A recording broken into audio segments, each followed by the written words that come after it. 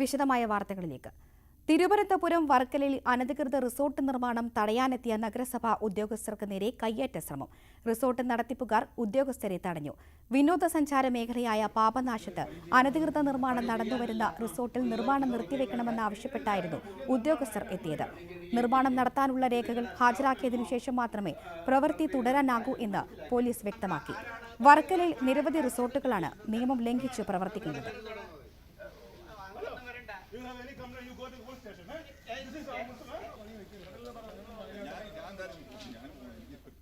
ഇനി മുന്നോട്ട് പണി ചെയ്യണമെന്ന് വാൺ ചെയ്തിട്ട് മുനിസിപ്പാലിറ്റി അതൊക്കെ ഓഫീഷ്യൽസ് വന്ന് വാൺ ചെയ്തിട്ടും വീണ്ടും പണി തുടരുന്ന ഒരു അവസ്ഥയായിരുന്നു. കഴിഞ്ഞ ഓണത്തിന് മുമ്പ് പോലും വന്നിട്ട് അവരെ പണി നിർത്തിവെക്കാൻ പറഞ്ഞപ്പോഴും അവർ മുനിസിപ്പാലിറ്റി സ്റ്റാഫിനെ വന്ന ഓവർസിയർ ഉൾപ്പെടെ ആക്ഷേപിച്ച് പുറത്താക്കുന്ന ഒരു രീതിയിലോട്ടാണ് അവർ നീങ്ങിയത്. അങ്ങനെ ഇന്ന് പോലീസിൻ്റെ സഹായത്തോടെ വന്ന് മുനിസിപ്പാലിറ്റിയിലെ എഞ്ചിനീയറിംഗ് വിഭാഗത്തിൽ നിന്ന് പോലീസിൻ്റെ സഹായത്തോടെ വന്ന് സ്റ്റോപ്പ് ചെയ്യാനുള്ള ശ്രമം നടത്തിയപ്പോഴും അവർ കർക്കശമായി പണി ചെയ്യും എന്നുള്ളൊരു വളരെ ശാഠ്യത്തോടെ പണി ചെയ്യുന്നൊരു സ്റ്റേജാണ് ഇപ്പോൾ ഇവിടെ ഉള്ളത്. അപ്പോൾ അതിനെതിരെ ശക്തമായ നടപടി ഇപ്പം ഉണ്ടാവും എന്നാണ് പ്രതീക്ഷിക്കുന്നത്. അത് ഉണ്ടാവണം.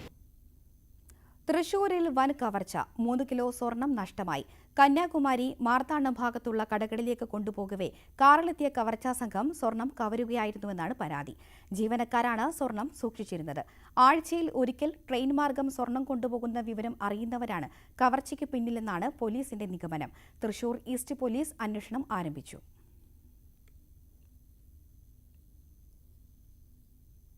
തിരുവനന്തപുരം വിളപ്പിൽശാലയിൽ വീടിന്റെ ടെറസിന് മുകളിൽ കഞ്ചാവ് നട്ടുപിടിപ്പിച്ച നിലയിൽ കണ്ടെത്തി. ഗ്രോ ബാഗിനുള്ളിൽ 4 കഞ്ചാവ് ചെടികൾ കണ്ടെടുത്തു. കഞ്ചാവ് ചെടി വളർത്തിയ ഷൈജു എന്ന ആൾക്കെതിരെ കേസെടുത്തു. ഇയാൾ ഒളിവിലാണ്. കാട്ടാക്കട എക്സൈസ് ഇൻസ്പെക്ടറിന്റെ നേതൃത്വത്തിലുള്ള സംഘമാണ് പരിശോധന നടത്തിയത്. കോഴിക്കോട് കൊടുവള്ളി ആവിലോറയിൽ മയക്കുമരുന്ന് സംഘം സഞ്ചരിച്ച കാർ താഴ്ചയിലേക്ക് മറിഞ്ഞു. ആവിലോറ പാറക്കണ്ടി മുക്കിൽ ഇന്ന് പുലർച്ചെയാണ് സംഭവം. കാർ മറിഞ്ഞ ശബ്ദം കേട്ട് വീട്ടുകാർ എത്തിയപ്പോൾ 2 പേരാണ് കാറിലുണ്ടായിരുന്നത്. ഇവർ അബോധാവസ്ഥയിലായിരുന്നു. പിന്നീട് ഇവർ ഉണർന്ന് കാർ പരിശോധിക്കുന്നത് കണ്ട് സംശയം തോന്നി നാട്ടുകാർ പരിശോധിച്ചപ്പോൾ മയക്കുമരുന്ന്, ഇലക്ട്രിക് തുലാസ് എന്നിവ കണ്ടെത്തി. തുടർന്ന് നാട്ടുകാർ ഇവരെ പിടികൂടി കൊടുവള്ളി പോലീസിന് കൈമാറി. പോലീസിന്റെ പിടിയിൽ നിന്ന് ഒരാൾ രക്ഷപ്പെട്ടു. വാഹനത്തിൽ നിന്ന് MDMAയും കണ്ടെടുത്തു.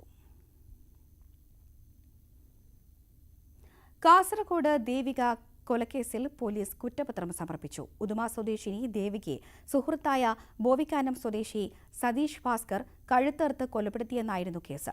ഹോസ്ദുർഗ് ജുഡീഷ്യൽ മജിസ്ട്രേറ്റ് 1ാം ക്ലാസ് കോടതിയിലാണ് കുറ്റപത്രം സമർപ്പിച്ചത്. കഴിഞ്ഞ മെയ് 16-ന് നഗരത്തിലെ സെക്യൂരിറ്റി സ്ഥാപനം നടത്തിപ്പുകാരനായ പ്രതി യുവതിയെ നിർബന്ധിച്ച് വിളിച്ചുവരുത്തി കഴുത്തറുത്ത് കൊലപ്പെടുത്തുകയായിരുന്നു. കുടുംബജീവിതത്തിന് തടസ്സമായതാണ് കൊലപാതകത്തിലേക്ക് നയിച്ചത്. പ്രതിക്കെതിരെ കൊലക്കുറ്റവും ബലം പ്രയോഗിച്ച് തട്ടിക്കൊണ്ടുപോകലുമാണ് ചുമത്തിയിട്ടുള്ളത്.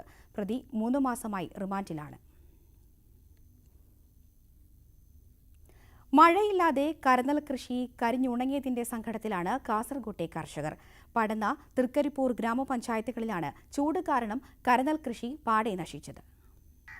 കരിഞ്ഞുണങ്ങിയ കരനെൽ കൃഷി നോക്കി കണ്ണീരണിയുകയാണ് പടന്ന, തൃക്കരിപ്പൂർ ഗ്രാമപഞ്ചായത്തുകളിലെ കർഷക കുടുംബങ്ങൾ. കടുത്ത ചൂട് കാരണം കതിരുകൾ ഉണങ്ങി നെൽച്ചെടികളിൽ കറുപ്പ് നിറം വ്യാപിച്ചിരിക്കുകയാണ്. 20 സെന്റ് മുതൽ 2 ഏക്കർ വരെ കരനെൽ കൃഷി നടത്തിയവരുണ്ട്. വിത്തിട്ട് 3 മാസത്തിനകം വിളവെടുക്കേണ്ട പടന്ന മാച്ചിക്കാട്ടെ കൃഷിയിടമാണിത്. മഴയില്ലാതെ കൃഷി നശിക്കുന്നതിലെ സങ്കടം കർഷകരുടെ വാക്കുകളിൽ വ്യക്തം. നമുക്ക് വേറെ ഒരു വഴിയില്ലാതുകൊണ്ട് നമ്മെ ഇങ്ങനെ ഇതാക്കിയത്. ഇത് ഭാരത്തിനെടുക്കുന്ന സ്ഥലമാണ്. അവർക്ക് എന്തെങ്കിലും കുറച്ച് കൊടുക്കും, ബാക്കി നമ്മ എടുക്കും. 2 പറയോ 1 പറയോ അവർ നമ്മളെ കണ്ടിട്ട് നമ്മളോടുള്ള സ്നേഹം കൊണ്ട് അവർ പറയും നിങ്ങൾ തരണ്ടെന്ന് പറഞ്ഞാൽ പിന്നത്തെ കൊല്ലം നമുക്ക് കിട്ടണ്ടേന്ന് വിചാരിച്ചിട്ട് നമ്മ എന്തെങ്കിലും അവർക്ക് കൊടുക്കുമായിരുന്നു. കാലാവസ്ഥ വ്യതിയാനം കാരണം ഇതാദ്യമായാണ് ഇത്രയും നഷ്ടം സംഭവിക്കുന്നത്. രക്തശാലി, തൊണ്ണൂറാൻ, മട്ടത്രിവേണി എന്നീ ഇനങ്ങളിൽപ്പെട്ട നെൽച്ചെടികളാണ് ചൂട് കാരണം പാടങ്ങളിൽ നശിക്കുന്നത്. ന്യൂസ് 18 കാസർഗോഡ്. ഉദ്ഘാടനം ചെയ്ത് 6 മാസം കഴിഞ്ഞിട്ടും കാസർഗോഡ് നീലേശ്വരം കോട്ടപ്പുറത്തെ വഞ്ചിവീട് ടെർമിനൽ പരാധീനതകൾക്ക് നടുവിൽ. 8 കോടി രൂപ ചെലവിൽ നിർമ്മിച്ച വഞ്ചിവീട് ടെർമിനൽ വേണ്ടത്ര ഉപകാരപ്പെടുന്നില്ലെന്നാണ് നാട്ടുകാരുടെ പരാതി. വഞ്ചിവീട് യാത്രയ്ക്കായി ആഭ്യന്തര വിദേശ വിനോദസഞ്ചാരികൾ ധാരാളമായി എത്തിച്ചേരുന്ന സ്ഥലമാണ് കോട്ടപ്പുറം. കാസർഗോഡിന്റെ ടൂറിസം രംഗത്തെ മുന്നേറ്റത്തിന് ശക്തി പകരുന്നതാണ് കോട്ടപ്പുറത്തെ ഹൗസ് ബോട്ട് ടെർമിനൽ. 8 കോടി രൂപ ചെലവിൽ നിർമ്മിച്ച ടെർമിനൽ വേണ്ട രീതിയിൽ പ്രയോജനപ്പെടുത്തുന്നില്ല എന്ന ആക്ഷേപം ശക്തമാണ്. ഒരുപാട് ആൾക്കാർ വന്നിട്ട് ടോയ്ലറ്റ് ഇല്ലാതുകൊണ്ട് പല തെങ്ങിൻ്റെ കീഴിലും പള്ളിയും ആശ്രയിക്കുക നിന്നു. ടോയ്ലറ്റ് വലിയ പ്രശ്നമാണ്. ഇത്രയും വലിയ പ്രൊജക്റ്റ് ഈ നാട്ടിൽ വന്നിട്ട് ഈ ഒരു ഉപകാരമില്ലാതെ മാതിരി കാണുന്നത് വളരെയധികം വിഷമമുണ്ട് നാട്ടിൽ. ടെർമിനലിലേക്ക് വന്നു പോകുന്നതിനായി നിർമ്മാണം ആരംഭിച്ച റോഡ് ഇപ്പോഴും പൂർത്തിയായിട്ടില്ല. ടെർമിനൽ ഉദ്ഘാടനം ചെയ്യുമ്പോൾ തന്നെ റോഡിന്റെ പ്രശ്നം ചൂണ്ടിക്കാണിച്ചിരുന്നുവെങ്കിലും വൈകാതെ ടാറിംഗ് നടക്കുമെന്നായിരുന്നു അധികൃതരുടെ വിശദീകരണം. ഇവിടെ എത്തുന്നവർക്ക് പ്രാഥമിക ആവശ്യങ്ങൾ നിർവഹിക്കുന്നതിനുള്ള ശുചിമുറികൾ ടെർമിനലിനോട് ചേർന്ന് ഒരുക്കിയിട്ടില്ല. BRDC നേരത്തെ ഇൻഫർമേഷൻ കൗണ്ടറായി ഉപയോഗിച്ചിരുന്ന കെട്ടിടത്തിലെ ശുചിമുറികൾ ഉപയോഗശൂന്യവുമാണ്. അടുത്ത സീസണിന് മുമ്പ് ടെർമിനൽ പൂർണ്ണതോതിൽ പ്രവർത്തന സജ്ജമാകുമെന്ന പ്രതീക്ഷയിലാണ് ഈ രംഗത്തുള്ളവർ. ന്യൂസ് 18 നീലേശ്വരം. കടുത്ത വേനൽ ഓണക്കാലത്ത് ഇടുക്കിയിലെ ടൂറിസം മേഖലയ്ക്ക് പ്രതിസന്ധി സൃഷ്ടിച്ചെങ്കിലും മഴ പുനരാരംഭിച്ചതോടെ പ്രതീക്ഷയിലാണ് സംരംഭകർ. കഴിഞ്ഞ ഓണക്കാലത്ത് നാമമാത്ര സഞ്ചാരികളാണ് ഇടുക്കിയിലെ ഗ്രാമീണ ടൂറിസം കേന്ദ്രങ്ങളിലേക്ക് എത്തിയത്. മഴയും മഞ്ഞും സജീവമായതോടെ വീണ്ടും സഞ്ചാരികളുടെ വരവ് കൂടുമെന്നാണ് പ്രതീക്ഷ. ഇത്തവണത്തെ മൺസൂൺ മഴക്കാലം ഇടുക്കിക്ക് നിരാശ മാത്രമാണ് നൽകിയത്. വേനൽക്കാലത്തിന് സമാനമായി ജലാശയങ്ങളിലെ ജലനിരപ്പ് താഴ്ന്നതും വെള്ളച്ചാട്ടങ്ങൾ നിർജീവമായതും ടൂറിസം മേഖലയെയും പ്രതിസന്ധിയിലാഴ്ത്തി. തദ്ദേശീയ സഞ്ചാരികൾ ഏറ്റവും അധികം എത്തുന്ന ഓണക്കാലത്ത് ഗ്രാമീണ ടൂറിസം കേന്ദ്രങ്ങളിൽ മിക്കയിടത്തും നാമമാത്ര സഞ്ചാരികളാണ് എത്തിയത്. മൂന്നാറിലും തേക്കടിയിലും വാഗമണ്ണിലും മാത്രമാണ് ജനത്തിരക്ക് ഉണ്ടായിരുന്നത്. ഇക്കാലത്തെ ഓണാഘോഷ അവധിക്കാലത്ത് ടൂറിസം മേഖല വളരെ പ്രതീക്ഷയോടാണ് കാത്തിരുന്നത്. എന്നാൽ ആ പ്രതീക്ഷയ്ക്കത്ത് ആളുകൾ, സഞ്ചാരികൾ പ്രത്യേകിച്ച് എത്തിച്ചേർന്നില്ല. എന്നിരുന്നാലും കുഴപ്പമില്ലാതെ ഓണം ടൂറിസം മേഖലയ്ക്ക് സംഭാവന നൽകി. ഇനിയിപ്പം മഴക്കാലമായതോടുകൂടി ഒക്ടോബർ, നവംബർ, ഡിസംബർ കാലഘട്ടത്തിൽ കൂടുതൽ ആളുകൾ വിദേശ വിനോദസഞ്ചാരികൾ ഉൾപ്പെടെ പ്രത്യേകിച്ചും ഇടുക്കിയിലേക്ക് എത്തുന്നതാണ് പ്രതീക്ഷിക്കപ്പെടുന്നത്. മഴ വീണ്ടും സജീവമായതോടെ ഒക്ടോബറിൽ ആരംഭിക്കുന്ന സീസണിൽ സഞ്ചാരികൾ എത്തുമെന്നാണ് പ്രതീക്ഷ. വെള്ളച്ചാട്ടങ്ങൾ സജീവമായതും പ്രതീക്ഷ കൂട്ടുന്നു. മഴയ്ക്കൊപ്പം ഇടയ്ക്കിടെ എത്തി ഇടുക്കിയുടെ പച്ചപ്പിനെ പുതപ്പിച്ചു മറയുന്ന മഞ്ഞും സഞ്ചാരികളെ ആകർഷിക്കും. ന്യൂസ് 18 ഇടുക്കി. കടുവാപ്പേടിയിൽ ഇടുക്കി വണ്ടിപ്പെരിയാർ 56-ാം മൈലിലാണ് കടുവയെ നാട്ടുകാർ കണ്ടത്. ഇതോടെ മേഖലയിലെ ജനങ്ങൾ ആശങ്കയിലാണ്. കൊട്ടാരക്കര ഡിണ്ടിഗൽ ദേശീയപാതയിൽ വണ്ടിപ്പെരിയാർ 56-ാം മൈലിന് സമീപം കരടിക്കുഴി സ്വദേശികളായ 3 പേരാണ് കടുവയെ കണ്ടത്. വണ്ടിപ്പെരിയാറിൽ നിന്നും കരടിക്കുഴിയിലേക്ക് പോകും വഴിയാണ് കടുവയെ യാത്രക്കാർ കണ്ടെത്തിയത്. റോട്ടിൽ വട്ടം ചാടിയിട്ട് സൈഡിൽ നിൽക്കുമായിരുന്നു. വണ്ടി നിർത്തിയിട്ടും മാറിയില്ല. ഞാൻ വണ്ടി നിർത്തിയിട്ട് സംഗതി മാറിയില്ല. അവിടെ തന്നെ നിൽക്കുന്നുണ്ടായിരുന്നു. ഞാൻ ഒതുങ്ങി സൈഡിൽ കൂടി വന്നായിരുന്നു. വന്നിട്ട് ഉടനെ പേടിച്ചിട്ട് പോലീസിനെ വിളിച്ചു പറഞ്ഞു. തുടർന്ന് വണ്ടിപ്പെരിയാർ പോലീസിൽ വിവരമറിയിച്ചു. Murinjapuzha forest range officer BR ജെയിന്റെ നേതൃത്വത്തിലുള്ള വനപാലകർ സ്ഥലത്തെത്തി പരിശോധനകൾ നടത്തി. പ്രദേശത്ത് കണ്ടെത്തിയ കാൽപ്പാടുകൾ കടുവയുടേതെന്ന് സ്ഥിരീകരിച്ചു. നേരിട്ട് കണ്ടു. അതിന്റെ ലക്ഷണങ്ങളൊക്കെ വെച്ച് നോക്കുമ്പോഴത്തേക്ക് അത് ടൈഗറായിട്ടാണ് ഞങ്ങൾക്ക് മനസ്സിലായത്. പിന്നെ അടുത്തുള്ള നാട്ടുകാരായിട്ടുള്ളവരും ചിലർ ടൈഗറിനെ സൈറ്റ് ചെയ്തിട്ടുണ്ട്. പിന്നെ അതിന്റെ കാൽപ്പാടുകൾ ഞങ്ങൾ നോക്കുമ്പോൾ അതിന്റെ മെഷർമെന്റ്, ബക്മാർക്കിന്റെ മെഷർമെന്റ് വെച്ച് നോക്കുമ്പോൾ അത് ടൈഗറിന്റെ സമാനമായിട്ടുള്ള ബക്മാർക്കുകൾ തന്നെയാണ്. കടുവയെ പിടികൂടാൻ നടപടി സ്വീകരിക്കുമെന്ന് വനം വകുപ്പും വ്യക്തമാക്കി. ന്യൂസ് 18 വണ്ടിപ്പെരിയാർ. 51ാമത് സംസ്ഥാന സീനിയർ ഖോ-ഖോ ചാമ്പ്യൻഷിപ്പ് സെപ്റ്റംബർ 9, 10 തീയതികളിൽ Kannur Payyanur Thayineri SABTM higher secondary school ഗ്രൗണ്ടിൽ നടക്കും. കേരളത്തിലെ 14 ജില്ലകളെ പ്രതിനിധീകരിച്ച് 28 പുരുഷ വനിതാ ടീമുകൾ ചാമ്പ്യൻഷിപ്പിൽ പങ്കെടുക്കും. സെപ്റ്റംബർ 9 സ്പീക്കർ എൻ ഷംസീർ ഉദ്ഘാടനം നിർവഹിക്കും. തായ്നേരി സ്കൂൾ ഗ്രൗണ്ടിൽ പ്രത്യേകം തയ്യാറാക്കിയ ഫ്ലഡ് ലിറ്റ് കോർട്ടിലാണ് മത്സരങ്ങൾ നടക്കുക. നഗരസഭാ ചെയർപേഴ്സൺ KV ലളിത വിജയികൾക്കുള്ള സമ്മാനദാനം നിർവഹിക്കും. താമരശ്ശേരി പോലീസിനെതിരെ ഡിവൈഎഫ്ഐയുടെ പ്രതിഷേധം. മാഫിയ സംഘത്തിൽ നിന്ന് സംരക്ഷണം നൽകുന്നില്ലെന്നാണ് ആരോപണം. മേഖലയിൽ അടുത്തിടെ ലഹരി മാഫിയയുടെ ആക്രമണം പതിവായിരിക്കെയാണ് ഡിവൈഎഫ്ഐയുടെ പ്രതിഷേധം. വടകര ദേശീയപാതയിൽ നിർമ്മാണ പ്രവൃത്തി നടക്കുന്ന ഭാഗത്ത് വെള്ളപ്പൊക്കം. 10 വീടുകളിൽ വെള്ളം കയറി. ഡ്രെയിനേജ് സംവിധാനത്തിലെ അപാകതയാണ് വെള്ളം കയറുന്നതിന് ഇടയാക്കിയതെന്ന് നാട്ടുകാർ പറഞ്ഞു. ദേശീയപാത നിർമ്മാണം നടക്കുന്ന വടകര KT ബസാറിലാണ് വീടുകളിൽ വെള്ളം കയറിയത്. 10 വീടുകൾക്ക് ചുറ്റും വെള്ളം അനിയന്ത്രിതമായി പൊങ്ങി. ഏതാനും വീടുകളുടെ അകത്തേക്കും കയറി.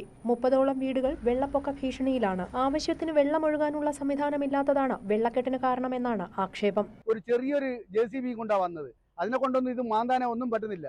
അവർ കൊണ്ടുവന്ന ഉടനെ തന്നെ ഈ പ്രദേശവാസികളായ ഞങ്ങളെല്ലാം പറഞ്ഞതാണ് ഇത് പറ്റുമല്ല, ഇതിനൊരു പൊക്ലൈനായത് കൊണ്ടിട്ട് ചെയ്യണമെന്നുള്ളത്. എന്നിട്ട് അവർ ഞാൾ മാറ്റി വേറെ കൊണ്ടുവരാൻ പറഞ്ഞ് പോയതാണ്. ഇവിടെ വീടുകളിലേക്ക് അനുദിനം ഇപ്പം വെള്ളം പൊങ്ങിക്കൊണ്ടിരിക്കുക. മണ്ണുമാന്തി യന്ത്രം ഉപയോഗിച്ച് വെള്ളം ഒഴുക്കിയെങ്കിലും വെള്ളം താഴ്ന്നില്ല. ശാശ്വത പരിഹാരം കണ്ടെത്താൻ കഴിയാത്ത വിധമാണ് നിർമ്മാണമെന്ന് നാട്ടുകാർ ആശങ്കപ്പെടുന്നു. ന്യൂസ് 18 വടകര. നാട്ടുവർത്തമാനത്തിൽ ഇനിയൊരു ഇടവേള.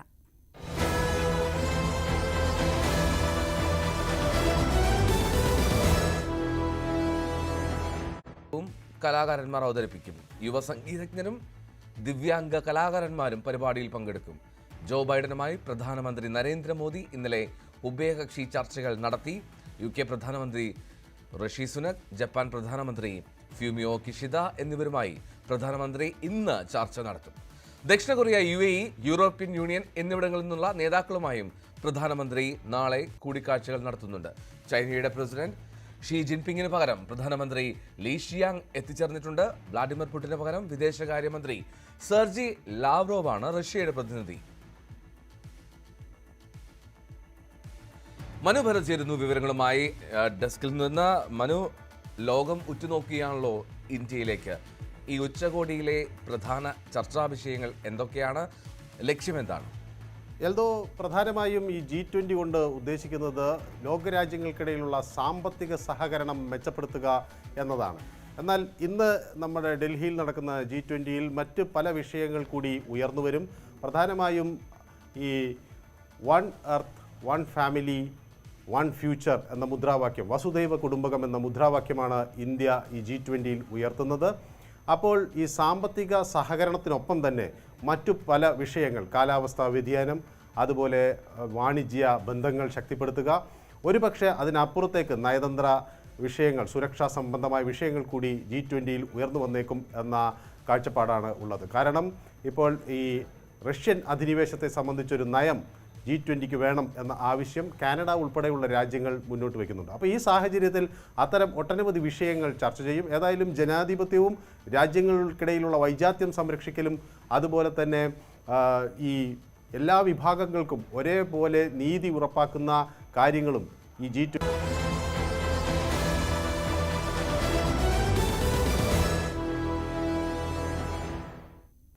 National ex servicemen coordination committee പ്രതിഷേധ ധർണ സംഘടിപ്പിച്ചു. വെട്ടിക്കുറച്ച 70% പെൻഷൻ പുനഃസ്ഥാപിക്കുക, വൺമാൻ ജുഡീഷ്യൽ കമ്മിറ്റി റിപ്പോർട്ടിൽ ഉടൻ നടപടിയെടുക്കുക, OROP അപാധകൾ പരിഹരിക്കുക തുടങ്ങിയ ആവശ്യമുന്നയിച്ചാണ് സമരം സംഘടിപ്പിച്ചത്. തിരുവനന്തപുരത്ത് സെക്രട്ടേറിയറ്റിന് മുൻപിൽ നടന്ന പ്രതിഷേധ ധർണയിൽ തിരുവനന്തപുരം, കൊല്ലം, പത്തനംതിട്ട, കോട്ടയം, ആലപ്പുഴ എന്നീ ജില്ലകളിൽ നിന്നും വിമുക്ത ഭടന്മാരും കുടുംബാംഗങ്ങളും പങ്കെടുത്തു. സെപ്റ്റംബർ 9 നടക്കുന്ന ധർമ്മടം ചാമ്പ്യൻസ് ലീഗ് ബോട്ട് വള്ളം കളിക്ക് മുന്നോടിയായി ടീമുകളുടെ യോഗം കാസർഗോഡ് ചെറുവത്തൂരിൽ ചേർന്നു. 4 വർഷമായി മുടങ്ങിയ മഹാത്മാഗാന്ധി ട്രോഫി വള്ളം കളിയാണ് ഇക്കുറി നടത്തുന്നത്. ധർമ്മടം മണ്ഡലത്തിൽ നടത്തുന്ന വള്ളംകളി മത്സരം വൻ വിജയമാക്കാനുള്ള ഒരുക്കത്തിലാണ് സംഘാടകർ. പിന്നാലെ നടക്കുന്ന ബേപ്പൂർ ജലോത്സവവും ടൂറിസം വകുപ്പിന് മുന്നിലുണ്ട്. കഴിഞ്ഞ വർഷത്തെ മത്സരവുമായി ബന്ധപ്പെട്ട് പരിഹരിക്കാതെ കിടക്കുന്ന പ്രശ്നങ്ങൾ വള്ളംകളി ടീമുകളിലുണ്ട്. ഇവയെല്ലാം പരിഹരിച്ച് ടീമുകളെ 2 ജലോത്സവങ്ങളിലും എത്തിക്കാനാണ് ഉദ്യോഗസ്ഥരുടെ നേതൃത്വത്തിൽ യോഗം വിളിച്ചു ചേർത്തത്. കഴിഞ്ഞ വർഷം പ്രൈസ് മണി ലഭിക്കാതിരുന്നത്, ട്രാക്കിലെ പ്രശ്നങ്ങൾ, വള്ളംകളി ടീമുകൾക്കുള്ള TA എന്നിവയാണ് പ്രധാനമായും ടീം മാനേജർമാർ ഉന്നയിച്ചത്. ഇക്കാര്യത്തിൽ പരിഹാരം കാണുമെന്ന് അധികൃതർ ഉറപ്പു നൽകി.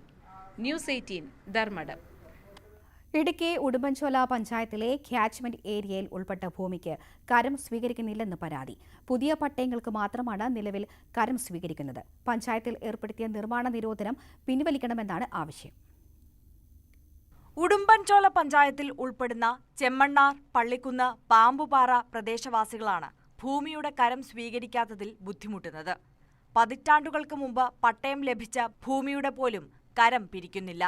മുൻപ് ക്യാച്ച്മെന്റ് ഏരിയയിൽ ഉൾപ്പെട്ട പ്രദേശങ്ങൾ പിന്നീട് ഒഴിവാക്കിയിരുന്നു. ഈ മേഖലയിൽ ഉൾപ്പെടുന്ന ഭൂമിയുടെയും കരം മുടങ്ങിയിരിക്കുകയാണ്. അതേസമയം പുതുതായി വിതരണം ചെയ്ത പട്ടയങ്ങളുടെ കരം സ്വീകരിക്കുന്നുണ്ട്. കഴിഞ്ഞ ഏതാനും വർഷങ്ങളായി കുടിയേറി പറഞ്ഞ ആളുകൾക്ക് 64 ലഭിച്ച പട്ടയമുണ്ട്. അതിനുശേഷം ചെമ്മണ്ണാർ, പാമ്പുപാറ, ശാന്തിനഗർ പ്രദേശങ്ങൾ കാച്ച്മെന്റ് ഏരിയയുടെ പരിധിയിൽപ്പെടുകയും കഴിഞ്ഞ UDF ഗവൺമെന്റിന്റെ കാലത്ത് കാച്ച്മെന്റ് ഏരിയ എടുത്തുമാറ്റി ആ പ്രദേശത്ത് താമസിക്കുന്ന ആളുകൾക്ക് പട്ടയം കൊടുക്കുകയും ചെയ്യുണ്ടായി. എന്നാൽ 2022 വരെ കരമടച്ചു വന്നിരുന്ന മുൻപ് പട്ടയം ലഭിച്ച ആളുകൾക്ക് ഇപ്പോൾ കരമടയ്ക്കാൻ പറ്റാത്ത സ്ഥിതിയിലും അവർക്കൊരു വീട് വയ്ക്കുന്നതിനോ സ്ഥലം വയ്ക്കുന്നതിനോ മറ്റ് ഒരു സൗകര്യമില്ലാത്ത സ്ഥിതിയിലേക്ക് മാറിയിരിക്കുകയാണ്. പഞ്ചായത്തിലെ എൽ പട്ടയ ഭൂമിയിൽ ഉൾപ്പെടെ നിലവിൽ യാതൊരു നിർമ്മാണ പ്രവർത്തനങ്ങളും അനുവദിക്കുന്നില്ല. വീട് നിർമ്മിക്കാൻ പോലും അനുമതി ലഭിക്കാത്ത സാഹചര്യമാണ് നിലവിലുള്ളത്. ഇക്കാര്യത്തിൽ സമരം ശക്തമാക്കാൻ ഒരുങ്ങുകയാണ് UDF. ന്യൂസ് 18 നെടുങ്കണ്ടം. അന്താരാഷ്ട്ര മില്ലറ്റ് ഇയറിന്റെ ഭാഗമായി കൊല്ലം വാളകം CSI ഡെഫ് സ്കൂളിലെ പച്ചക്കറി കൃഷി ശ്രദ്ധ നേടുന്നു. ബധിരരും മൂകരുമായ 150ഓളം കുട്ടികൾ പഠിക്കുന്ന സ്കൂളിൽ ഉച്ചഭക്ഷണത്തിനായി വിഷരഹിത പച്ചക്കറി നൽകുക എന്ന ലക്ഷ്യത്തോടെയാണ് കൃഷി നടത്തുന്നത്. വിദ്യാർത്ഥികളിൽ ചെറുധാന്യങ്ങളെക്കുറിച്ച് അവബോധം വളർത്താൻ ലക്ഷ്യമിട്ടാണ് കൃഷി തുടങ്ങിയത്. അന്താരാഷ്ട്ര മില്ലറ്റ് ഇയറിന്റെ ഭാഗമായി കൂവരക്ക്, തിന തുടങ്ങി 10ഓളം ചെറുധാന്യങ്ങളാണ് കൃഷി ചെയ്യുന്നത്. ഉമ്മന്നൂർ കൃഷിവകുപ്പിന്റെയും സദാനന്ദപുരം KVKയുടെയും സഹകരണത്താലാണ് കൃഷി. പുറമേ ഒന്നും തന്നെ വാങ്ങിക്കാതെ പച്ചക്കറി ഇവർ ഉപയോഗിച്ച ആ ഒരു കാലഘട്ടത്തിൽ പിന്നെ പാവങ്ങൾക്ക് ഒരു വിതരണം ചെയ്യുകയും ചെയ്തു. ഓണം ഒക്കെ ആയപ്പോഴത്തേക്ക് ഇപ്പോഴും പിന്നെ അന്ന് വെച്ച കപ്പയുടെ ബാക്കി ഇപ്പോഴും വിളവെടുത്തുകൊണ്ടിരിക്കുന്നു. അത് ഇപ്പോഴും ഈ കർഷക ദിനത്തിന് ഇവർ കുറേ പാവങ്ങൾക്ക് വിതരണം ചെയ്തു. ഞാനും ഉണ്ടായിരുന്നു ആ ചടങ്ങിൽ പങ്കെടുക്കാനായിട്ട്. പഠനം കഴിഞ്ഞുള്ള മുഴുവൻ സമയവും വിദ്യാർത്ഥികൾ കൃഷി പരിപാലിക്കും. സ്കൂൾ മുറ്റം നിറയെ ഗ്രോ ബാഗുകളിൽ വ്യത്യസ്ത രീതിയിലാണ് കൃഷി. ഈ പ്രാവശ്യം മില്ലറ്റിന്റെ ഇയറായിട്ട് ആഘോഷിക്കുകയാണ്. അതുകൊണ്ട് ചെറുധാന്യങ്ങൾ നമ്മൾ നട്ടിട്ടുണ്ട്. അതിൽ ചാമ, കൂവരക്, വരക്, തിന എന്നീ ഐറ്റങ്ങൾ നമ്മളിവിടെ കൃഷി ചെയ്തിട്ടുണ്ട്.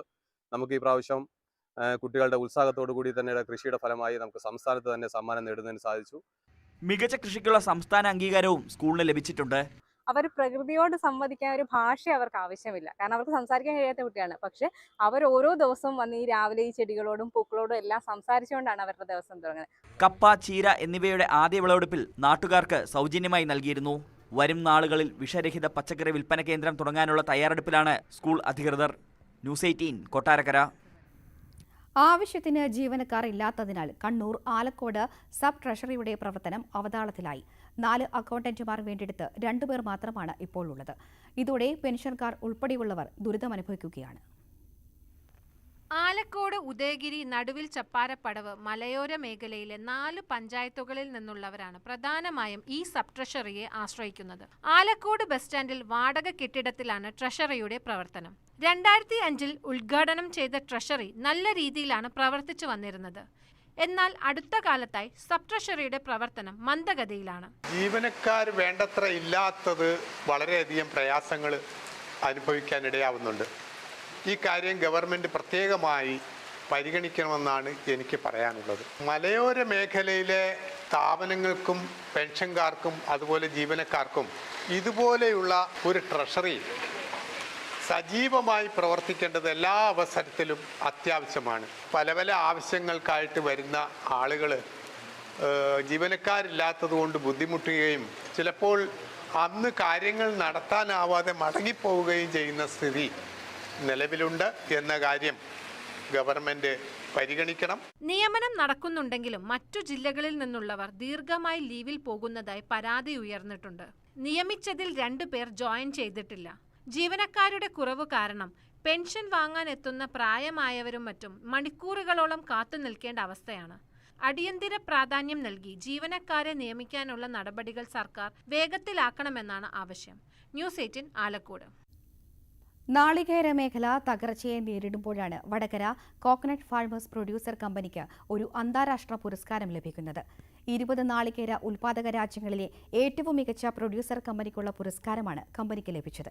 നാളികേരാധിഷ്ഠിത ഉൽപ്പന്നങ്ങൾ നിർമ്മിക്കുന്നതിൽ മാതൃകാപരമായ പ്രവർത്തനമാണ് കമ്പനിയുടേത്. വടകര കോക്കനട്ട് പ്രൊഡ്യൂസർ കമ്പനി വെളിച്ചെണ്ണ, നീര തുടങ്ങിയ ഉൽപ്പന്നങ്ങളാണ് പ്രധാനമായും നിർമ്മിക്കുന്നത്.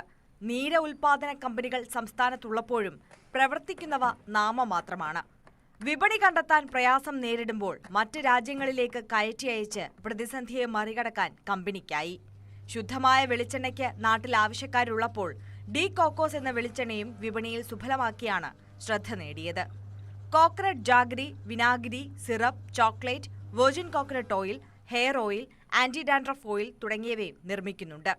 നാളികേര വിലയിടിവ് കർഷകരെ വലയ്ക്കുമ്പോൾ പിടിച്ചു നിൽക്കാവുന്ന മാർഗങ്ങൾ തേടുകയാണ് കമ്പനി. വിപുലമായ നാളികേര അധിഷ്ഠിത ഉൽപ്പന്നങ്ങൾ വിപണിയിലെത്തിച്ച് കേര കർഷകർക്ക് പ്രതീക്ഷ നൽകുന്നതിന് പുരസ്കാരം വലിയ അംഗീകാരമാണെന്ന് അധികൃതർ പറയുന്നു. ഇവിടെയുള്ള കർഷകരിൽ നിന്നാണ് ഞങ്ങൾ അസംസ്കൃത വസ്തുവായ തേങ്ങ സംഭരിക്കുന്നത്. അതിന് ഞങ്ങൾക്ക് കർഷകർക്ക് മാർക്കറ്റ് വിലയേക്കാൾ 2 രൂപ കൂടുതൽ കൊടുക്കുന്നുണ്ട്. പിന്നെ രണ്ടാമത് ഇവർക്ക് ഏറ്റവും നല്ല നടീൽ വസ്തുക്കൾ ലഭ്യമാക്കുക, കാർഷിക മേഖലയിലുള്ള മറ്റ് പ്രതിസന്ധികൾ പരിഹരിക്കുന്നതിനുള്ള ശാസ്ത്ര സാങ്കേതിക വിവരം നൽകുക, പിന്നെ വിപണനത്തിന് അവരെയും കൂടി കോർത്തിണക്കിക്കൊണ്ടുള്ള ഒരു ശൃംഖല വികസിപ്പിച്ചെടുക്കുക. അതാണ് ഞങ്ങളുടെ പ്രവർത്തനത്തിൻ്റെ ഒരു വിജയമായിട്ട് നമുക്ക് പറയാൻ പറ്റുന്നത്. തേങ്ങാപ്പാൽ, പേസ്റ്റ്, തേങ്ങാ powder, desiccated powder, tender coconut water, soap, അച്ചാറ്, ബേബി ഓയിൽ, കോക്കനട്ട് ചിപ്സ് തുടങ്ങിയവയുടെ നിർമ്മാണമാണ് കമ്പനിയുടെ അടുത്ത ലക്ഷ്യം. 10 കോടിയുടെ വികസന പദ്ധതികൾക്കാണ് ഇപ്പോൾ 2 പ്ലാന്റുകളുള്ള കമ്പനി ലക്ഷ്യമിടുന്നത്. ന്യൂസ് 18 വടകര. ഇടുക്കി ഉടുമ്പൻചോല പഞ്ചായത്തിലെ നിർമ്മാണ നിയന്ത്രണത്തിൽ പ്രതിഷേധം ശക്തമാക്കുന്നു. UDF പ്രവർത്തകർ വില്ലേജ് ഓഫീസിന് മുൻപിൽ ധർണ നടത്തി. ജില്ലയിൽ കൂടുതൽ നിയന്ത്രണങ്ങൾ ഏർപ്പെടുത്തുന്ന സാഹചര്യത്തിൽ വിവിധ മേഖലകൾ കേന്ദ്രീകരിച്ച് ശക്തമായ സമരപരിപാടികളാണ് UDF ആസൂത്രണം ചെയ്യുന്നത്. നിലവിൽ 13 പഞ്ചായത്തുകളിലാണ് നിർമ്മാണ നിരോധനമുള്ളത്. സമരം സേനാപതി വേണു ഉദ്ഘാടനം ചെയ്തു. ഡിജിറ്റൽ റീസർവേയിലെ അപാകതകൾ പരിഹരിക്കുക, സിച്ചാറിലെ സമ്പൂർണ്ണ നിർമ്മാണ നിയന്ത്രണം പിൻവലിക്കുക തുടങ്ങിയ വിവിധ ആവശ്യങ്ങൾ ഉന്നയിച്ചായിരുന്നു സമരം.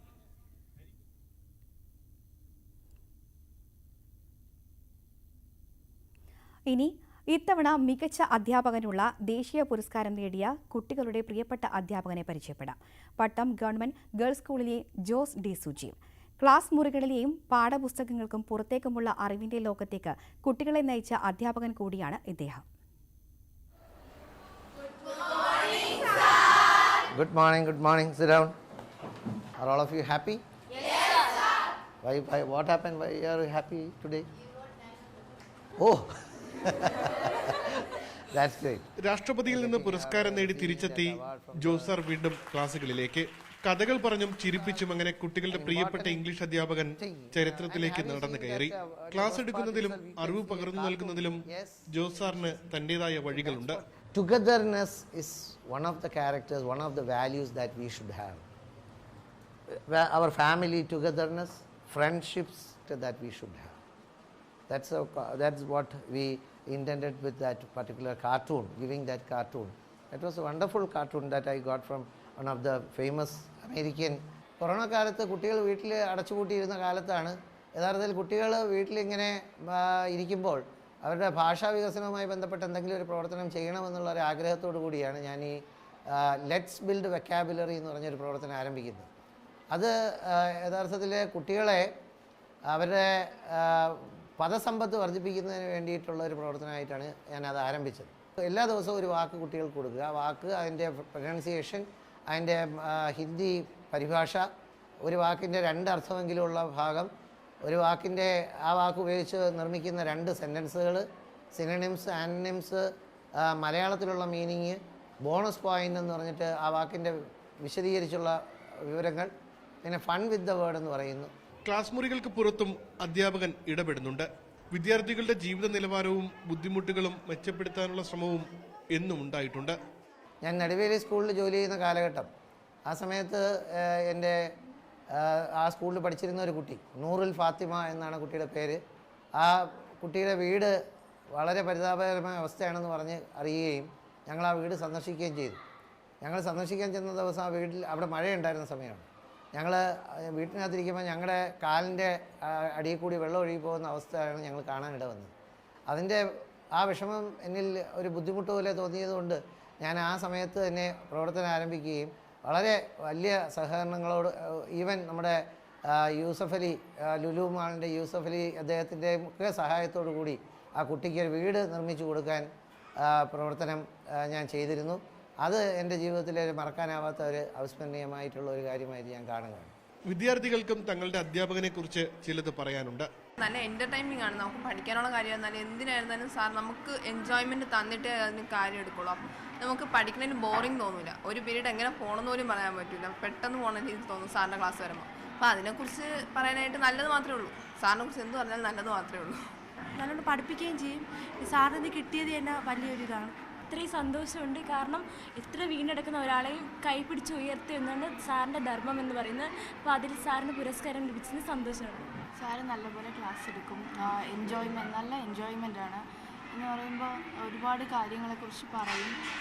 പിന്നെ നല്ല പാഠമൊക്കെ നല്ലപോലെ വിശദീകരിച്ചെടുക്കും. സാറിൻ്റെ ജീവിത കഥകൾ എക്സ്പീരിയൻസ് ഒക്കെ എപ്പോഴും വന്ന് ഷെയർ ചെയ്യും. ഇന്ന് രാവിലെ തന്നെ ഒരുപാട് എക്സ്പീരിയൻസ് വന്ന് ഷെയർ ചെയ്തു. പ്രസിഡൻറ്റിൻ്റെ കൂടെയുള്ള ഒരുപാട് മൊമെൻറ്റ്സ് ഒക്കെ വന്ന് ഷെയർ ചെയ്യും. സാർ അടുത്ത് ടൂർ പോയാൽ നമ്മളെ അടുത്ത് വന്ന് നല്ല സ്റ്റോറി പോലെ പറഞ്ഞു തരും. ഭയങ്കര ഇൻട്രസ്റ്റിംഗ് ആണ്. പഠിപ്പിക്കുന്നതിലുപരി സാറിൻ്റെ ലൈഫ് എക്സ്പീരിയൻസും എല്ലാം ഒരു സ്റ്റോറി പോലെ നമുക്ക് എല്ലാം വന്ന് നമ്മളടുത്ത് ഷെയർ ചെയ്ത് തരും. സാറ് പഠിപ്പിക്കുന്ന സമയത്ത് സാറിൻ്റെ വൊക്കാബുലറി ഒരുപാടുണ്ട്. അപ്പോൾ സാറ് ഓരോ വാക്കിനും അതിൻ്റെ സിനോണിംസും ലെറ്റ്സ് ബിൽഡ് വൊക്കാബുലറിലെ പോലെ ഞങ്ങളുടെ ക്ലാസ്സിലും ഞങ്ങൾക്ക് അതിനൊരു ക്ലാസ് കിട്ടുന്നുണ്ട്. പിന്നെ സാറിൻ്റെ ഏറ്റവും വലിയ പ്രത്യേകത സാറ് പഠിപ്പിക്കുമ്പം മലയാളമായിട്ട് അങ്ങനെ മിക്സ്ഡ് അപ്പ് ചെയ്യാറില്ല. ആദ്യം ഞങ്ങൾക്ക് വളരെ വ്യക്തമായിട്ട് ഇംഗ്ലീഷിൽ ഞങ്ങൾക്ക് എല്ലാവർക്കും ഇംഗ്ലീഷ് മനസ്സിലാക്കാനും സംസാരിക്കാനും പറ്റുന്ന രീതിയിൽ വളരെ വ്യക്തമായിട്ട് പഠിപ്പിക്കും. ശേഷം സാറിൻ്റെ ലൈഫ് എക്സ്പീരിയൻസ് മുമ്പ് പറഞ്ഞതുപോലെ തന്നെ സാറിൻ്റെ ലൈഫ് എക്സ്പീരിയൻസും അതും സാറ് നല്ലതുപോലെ നമുക്ക് ഒരിക്കലും സാറിൻ്റെ ക്ലാസ് ഭയങ്കര ബോറിംഗ് ആയിട്ട് നമുക്ക് ഫീൽ ചെയ്തിട്ടില്ല. ഏറ്റവും ഇൻട്രസ്റ്റിംഗ് ആയിട്ട് എപ്പോഴും സാറിൻ്റെ ക്ലാസ്സിൽ നമ്മൾ ഇപ്പോൾ ഒരു സ്റ്റോറി പഠിക്കുവാണെങ്കിൽ അത് കാണുന്നത് പോലെ സാറ് ഞങ്ങൾക്ക് പഠിപ്പിച്ചു തരും. സാറിൻ്റെ ക്ലാസ് ഭയങ്കര ഇൻട്രസ്റ്റിംഗ് ആണ്. 32 വർഷമായി അധ്യാപനം തുടരുന്നു. ഇനി വിരമിക്കാൻ 6 മാസം കൂടിയാണ് ജോസ് സാറിന് ശേഷിക്കുന്നത്.